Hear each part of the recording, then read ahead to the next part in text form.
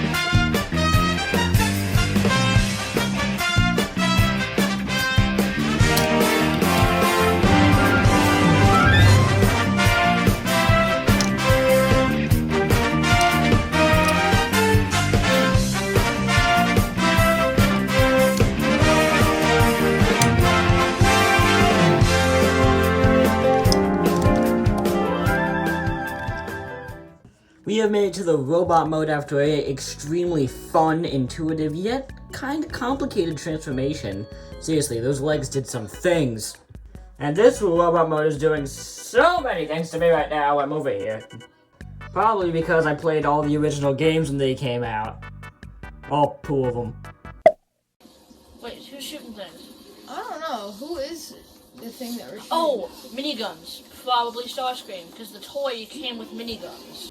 God, that gaming video is hard to watch these days. So this absolute beefster is supposed to be a more accurate representation of Optimus from the War for Cybertron game. And I hope the Gamer Edition goes on long enough that they do the Fall of Cybertron design, because personally I prefer that design.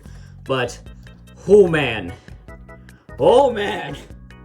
This thing is heavy. Like, he's not tall, but he's beefy.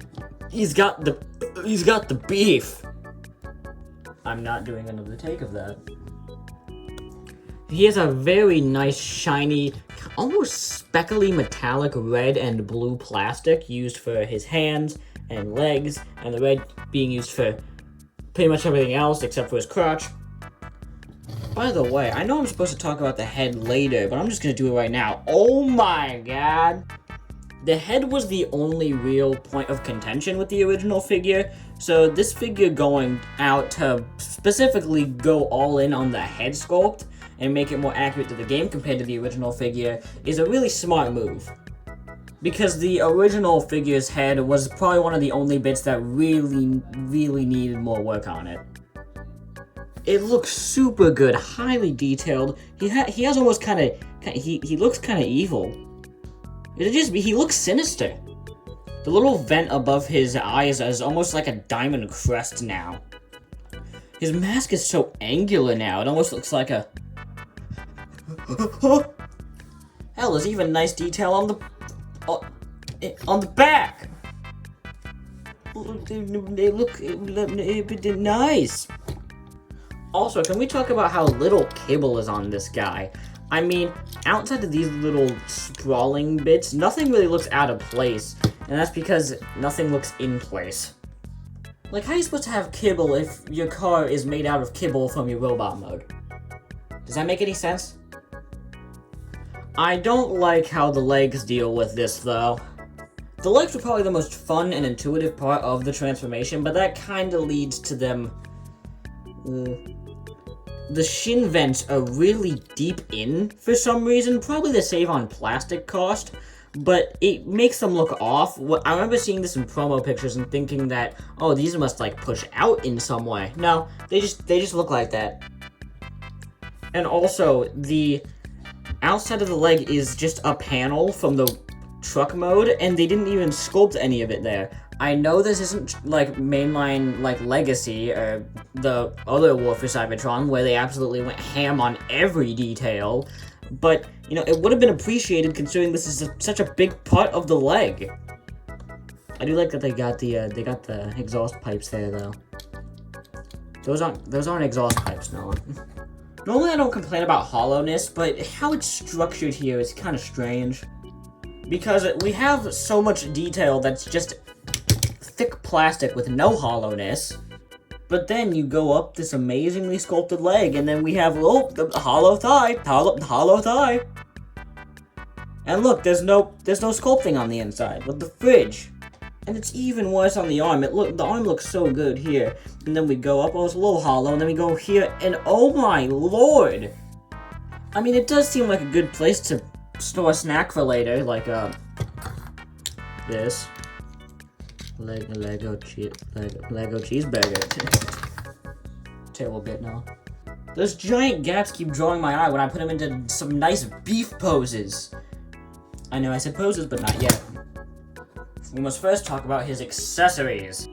He comes with his ion blaster, which looks very nice. Blast effect compatible, very nice. Now you might be asking, how are you supposed to hold the gun without a handle? Well, my little idiots. Oh, lovely. He's also compatible with other figures' guns, which, okay, that's kind of silly. But the real star of the show is his axe, which splits into 3 different segments, for some reason, and it also opens up, because they couldn't decide on what axe design that they wanted to give him for some reason. I started doing Sparkplug's voice there for a second. And with the axe, you can put him in some really awesome poses. I know I said poses again, but this time, it's for real. Ball joint at the head. He can look pretty darn high, and he can look down pretty okay. His beefy arms can go out about that far. Full rotation. Bicep rotation. I can do that all day. Bend at the elbow, just over 90 degrees. But that might be my eyes just playing tricks on me. I haven't worn my glasses in days. Wrist rotation. I can do that all day. Uncomfortably loose waist rotation. But it can hold any pose, so I'm not complaining. Maybe just a partier.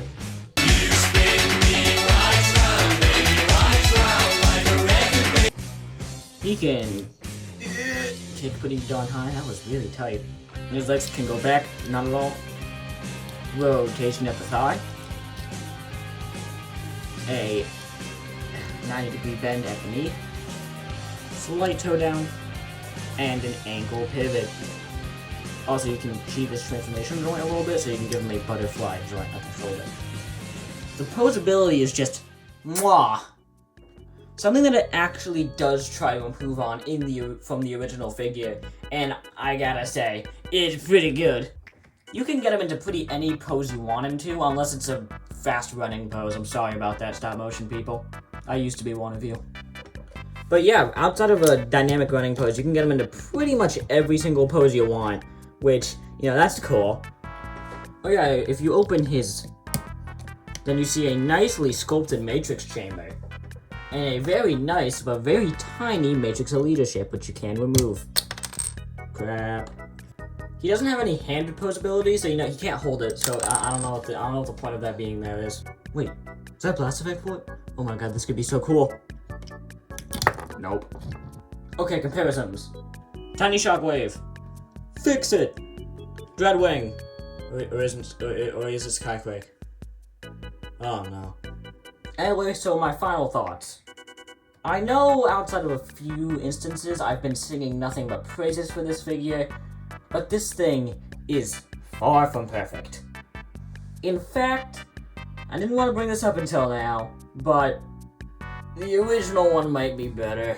Now, I never had the original one, but from what I know and from the many videos I've seen of it, people are obsessed with that thing. People said back in that day that that was one of the best Optimus Primes, and I have no reason to disagree with them. And from all the videos I've seen, I don't see any way that this figure is an improvement outside of the articulation and the head sculpt. I mentioned it a couple of times earlier in the video, but what this figure does well, the original one does better. And that just makes me wonder, why do we need this figure? Is it because people want new figures of these designs? I mean, I know I do. If they're not going to be improvements, then what's the point? At that point, just buy the old ones. What does this improve? Articulation, size, head sculpt, and if you're really pushing it, the accessories. But outside of that, there's nothing. There's nothing that's done better. It has more of a backpack, and even though I did say I like the transformation is less involved and less interesting and intricate than the original. What does this one got? A matrix chamber? Okay, that's actually pretty cool. But why include a matrix if you can't hold it? God, I really want to like this figure, because it's not a bad figure in the slightest, but I just don't see a use for it existing. I'm so conflicted. I guess my final thoughts are, if you want this design, this is probably your best bet right now. Until third-party figures eventually start becoming regular price thanks to inflation, yeah, this is going to be your best bet. And it's not like it's a bad figure. You're probably going to enjoy it a lot. I know I have. But if you're looking for a very well done, extremely nice, very accurate version of this design that people universally love, just buy the deluxe figure from like 2012 or something. I'm not bothering to check what year it came out. I'm just sitting here hoping that the Fall of Cybertron version is better. Because seriously, that thing better be better than the original one. Holy crap, that thing sucked. Okay, that's all. Merry Christmas.